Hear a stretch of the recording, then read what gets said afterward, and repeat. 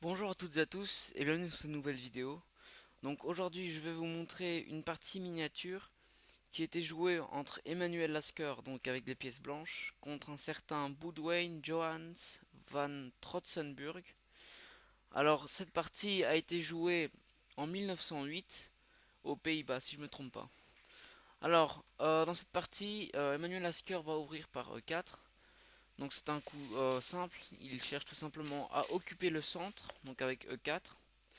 Ici, les noirs vont jouer C6, donc on rentre dans une défense carocane, hein. Le coup C6 caractérise justement cette défense carocane. Donc l'idée des noirs va être ensuite de pouvoir jouer D5 et d'essayer de créer un fort centre, puisque le pion D5 serait appuyé par le pion en C6.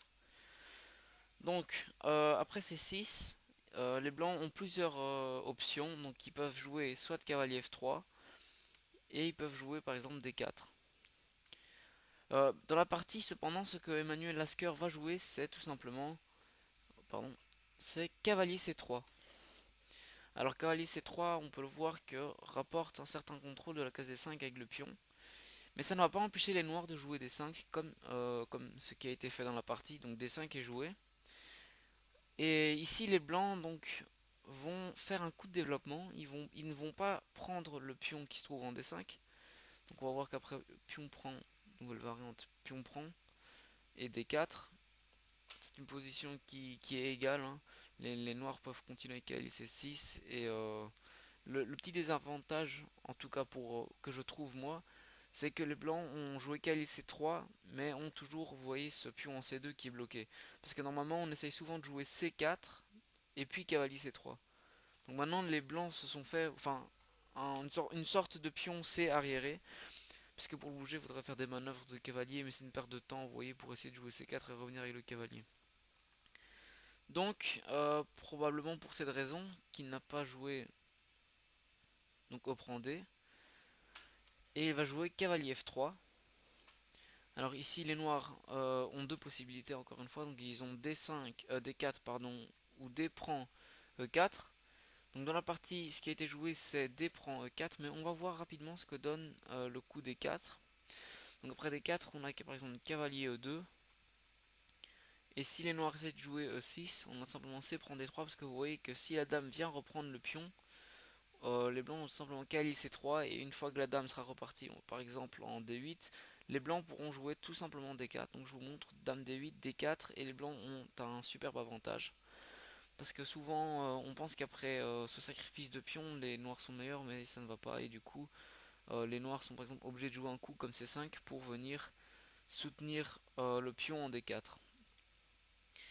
Alors dans la partie, ce qui a été joué c'est tout simplement D prend E4.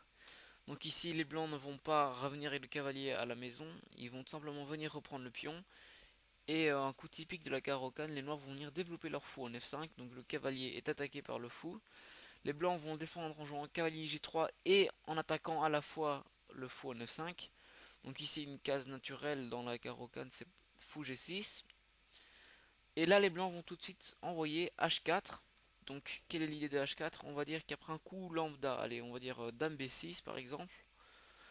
Ici, les blancs ont tout simplement H5 et vous voyez que le fou est bloqué, hein. Donc, cette case est contrôlée par le cavalier, cette case est contrôlée par le même cavalier, cette case est contrôlée par le fou et le pion est contrôlé par la dame. Et n'oublions pas de préciser que le pion H5 est contrôlé par le cavalier et par la tour. Donc, au lieu de jouer un coup lambda comme dame B6, ou même par exemple cavalier F6, hein, cavalier F6 pourrait être jouable, je pense que vous voyez qu'après H5, il y a tout simplement fou E4 et le fou est tout simplement protégé par son cavalier. Donc si les blancs viennent prendre, les blancs n'ont pas gagné de matériel dans l'histoire. Donc par exemple cavalier F6 serait un coup jouable et qui est recommandé d'ailleurs par l'ordinateur. Cependant, il faut dire que pas mal de joueurs amateurs, notamment en Blitz, jouent H6. Bon, c'est pas vraiment une erreur, mais vous allez voir que dans cette partie, malheureusement, les noirs n'ont pas vraiment su bien jouer avec H6 et du coup les blancs vont prendre un très grand avantage. Donc après H6, les blancs vont tout simplement jouer cavalier E5. Alors si les noirs essaient de se développer avec un coup normal comme cavalier F6, les blancs vont simplement venir prendre le fou, pion prend, et là vous voyez tout de suite que les faiblesses apparaissent chez les noirs, hein. Donc ces deux pions doublés, enfin même ces trois pions on peut dire, et une dame qui pourrait, bon peut-être pas tout de suite, hein, ou même un fou, donc par exemple essayer de mettre une dame plus tard pour venir insister sur G6, et peut-être même fou D3 pour vraiment venir embêter les noirs. Donc on s'imagine très mal une suite avec cavalier F6. Cependant dans la partie ce qui est joué c'est fou H7. Donc après fou H7, le coup qui a été joué est tout simplement dame H5. Alors que menace dame H5, bah, on le voit très clairement. Donc le cavalier en E5 met une pression sur A7 et la dame aussi. Donc si les noirs jouent cavalier F6, tout simplement, les blancs vont venir faire dame prend F7 échec et mat.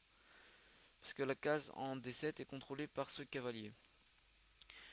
Donc du coup après dame H5, les noirs jouent G6, bah, tout simplement dans l'idée de venir parer le mat. Et là, les blancs vont jouer un autre coup qui est vraiment superbe. Vous pouvez appuyer sur le bouton pause de la vidéo si vous le souhaitez. Alors ici, les blancs ont joué tout simplement fou C4. Alors là, on peut se dire, mais que font les noirs? Il y a la dame en H5 qui est en prise. Oui, mais après, G prend H5. Les blancs ont tout simplement fou prend F7, échec et mat. Encore une fois, on peut voir que cette case est contrôlée par le cavalier en E5. Donc les noirs ne peuvent pas prendre la dame pour le moment et doivent venir parer l'autre menace de mat en jouant E6, qui semble être le seul coup. Donc après E6, là, les noirs menacent vraiment de capturer la dame en H5. Donc les blancs doivent la jouer. Dans la partie, les blancs vont jouer dame E2. Et les noirs, donc qui eux veulent finir leur développement, vont jouer fou G7. Et fou G7 est tout simplement une très grosse gaffe que Emmanuel Lasker a su exploiter. Donc n'hésite pas à appuyer sur le bouton pause de la vidéo pour trouver que le coup que les blancs ont fait. Et parce que après ce coup, il faut dire que les noirs ont tout de suite abandonné. Donc pour ceux qui n'ont pas trouvé, je vais déjà donner la solution. Alors ici le coup c'est tout simplement cavalier prend F7. Donc c'est vraiment un très beau coup. On va analyser. Donc d'abord en faisant un cavalier prend F7, on voit que le cavalier attaque la dame et la tour. Donc si les noirs pensent prendre un cavalier gratuit, il y aurait tout simplement dame prend E6 échec, roi F8 et dame F7 échec et mat. Alors déjà on peut voir que le coup cavalier prend F7 vient tout simplement du fait que les noirs se sont imposés des faiblesses eux-mêmes. Donc vous voyez que cette structure de pion est plus ou moins médiocre, avec un fou en H7 qui, voilà, qui est bloqué en plus par son propre pion en G6. Vous voyez, il tape sur son pion. Donc cavalier prend F7 est un très joli coup. Et si les noirs donc essayent de défendre, de sauver la dame après un coup comme dame E7, bah ici les blancs vont simplement faire cavalier prend H8 et les blancs ont une qualité et un pion en plus. Donc voilà, j'espère que cette petite partie miniature vous a plu. Si vous en voulez plus, n'hésitez pas à me le dire en commentaire. Et je vous dis à une prochaine fois pour de nouvelles aventures. Ciao!